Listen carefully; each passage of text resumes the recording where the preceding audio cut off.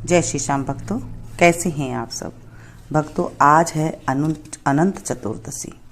आज चतुर्दशी है। भाद्रपद माह की शुक्ल पक्ष की चतुर्दशी को भगवान अनंत का व्रत रखकर मनाई जाती है। इस व्रत के नाम से ही लक्षित होता है कि यह दिन उस अंत न होने वाले सृष्टि के कर्ता विष्णु की भक्ति का दिन है। आज विष्णु भगवान का जब हम पूजा पाठ करते हैं, व्रत रखते हैं, तो हमारी मनोकामना पूरी होती है। अगर आप किसी कारणवश व्रत नहीं रख सकते हैं तो कथा अवश्य ही सुने, इसे भी हमें बहुत ही ज़्यादा फल की प्राप्ति होती है। अनंत सर्व नाग नामाधीपः सर्व कामदः सदा भूयात् प्रसन्नो में यक्ता नाम भयंकरः। ऊपर दिए गए मंत्र से पूजा करनी चाहिए।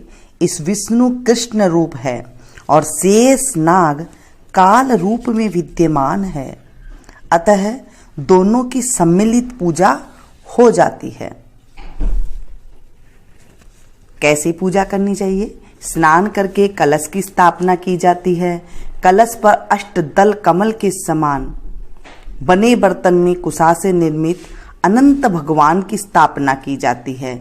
उसके समीप 14 गांठ लगाकर हल्दी से रंगे कच्चे डोरे को रखें और गंध अक्षत पुष्प धूप दीप नैवेद्य से पूजा करें। तत्पश्चात अनंत भगवान का ध्यान कर शुद्ध अनंत को अपनी दाईं भुजा में बांधने चाहिए।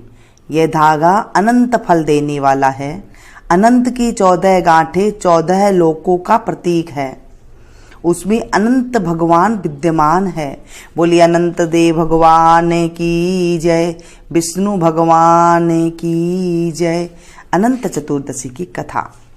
एक बार महाराजा युधिष्ठिर ने राजसूय यज्ञ किया। यज्ञ मंडप का निर्माण सुंदर तो था ही, अद्भुत भी था। उसमें स्थल में जल और जल के स्थल की भ्रांति होती थी। यज्ञ मंडप की शोभा निहारते निहारते दुर्योधन एक जगह को स्थल समझकर कुंड में जा गिरा। द्रौपदी ने उसका उपहास उड़ाते कहा, अंधे की संतान भी अंधी है। यह बात उसके हृदय में बाण की तरह चुभ गई। उसने कुछ दिनों बाद इसका बदला लेने के लिए पांडवों को हस्तिनापुर बुलाकर धूत क्रीड़ा में छल से परास्त किया। परास्त होकर पांडवों को 12 वर्ष का वनवास भोगना पड़ा। वन में रहते हुए पांडवों को अनेक कष्टों का सहना पड़ा। एक दिन वन में युधिष्ठिर से मिलने भगवान श्री कृष्ण आए। युधिष्ठिर ने उनसे सब वृत्तांत कह सुनाया और उसे दूर करने का उपाय पूछा।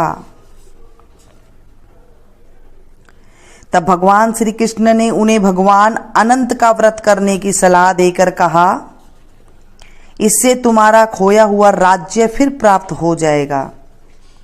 इसके बाद श्री कृष्ण ने युधिष्ठिर को एक कथा सुनाई। प्राचीन काल में सुमंत नाम के ब्राह्मण के एक सुशीला नाम की कन्या थी। बड़ी होने पर ब्राह्मण ने सुशीला का विवाह कौंडल्य ऋषि के साथ कर दिया।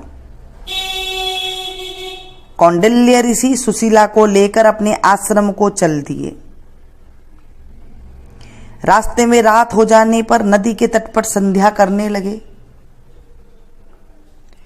सुशीला ने वहां पर बहुत सी स्त्रियों को किसी देवता की पूजा करते देखा। सुशीला के पूछने पर उन्होंने विधि पूर्वक अनंत व्रत की महत्ता समझा दी। सुशीला ने उसी व्रत का अनुष्ठान करके 14 गांठों वाला डोरा हाथ में बांध लिया और अपने पति के पास आ गई। कौंडिल्य ऋषि ने सुशीला के हाथ में बंधे धागे के बारे में पूछा तो उससे सारी बातें समझा दी। उसने सारी बातें समझा दी। कौंडल्य सुशीला की बातों से अप्रसन्न हो गए तथा उसके हाथ में बंधे डोरे को अग्नि में डाल दिया। यह अनंत भगवान का अपमान था। कौंडल्य ऋषि की सुख संपत्ति नष्ट हो गई। सुशीला ने इसका कारण डोरी के जलने की बात दोहराई। पश्चाताप करते हुए ऋषि भगवान अनंत की खोज में वन में चले गए। जब वे भटकते भटकते निराश होकर गिर पड़े और बेहोश हो गए, भगवान अनंत दर्शन देकर बोले, हे कौंडल्य, मेरे अपमान के कारण ही तुम्हारे ऊपर यह मुसीबतों का पहाड़ टूटा है। तुम्हारे पश्चाताप के कारण मैं प्रसन्न हूं। आश्रम में जाकर 14 वर्ष तक विधि विधान पूर्वक अनंत व्रत करो, तुम्हारे सारे कष्ट दूर हो जाएंगे। कौंडल्य ने ऐसा ही किया। उन्हें सारे कष्टों से मुक्ति मिल गई।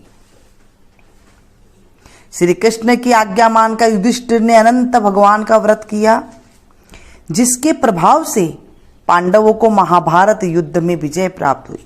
बोले विष्णु भगवान की जय, अनंत देव भगवान की जय। इस तरह से हमने कथा का स्मरण किया। दोस्तों, पसंद आए तो प्लीज़ एक लाइक जरूर दीजिएगा। इसे ज़्यादा से ज़्यादा अपनों के साथ शेयर कीजिएगा, क्योंकि जब हम किसी अच्छी चीज़ को, अच्छे नाम को, भगवान के नाम को जब हम किसी को सुनाते हैं या सुनते हैं या हुकारा भरते हैं, तो हमें अमोघ फल की प्राप्ति होती है और हमारे सुख के दिन आने लग जाते हैं। तो ये थी छोटी सी कथा। मिलती हूँ फिर से एक नई कथा के साथ, नई जानकारी के साथ। तब तक आप लोग देखते रहिए मीनू संगीत। Thank you.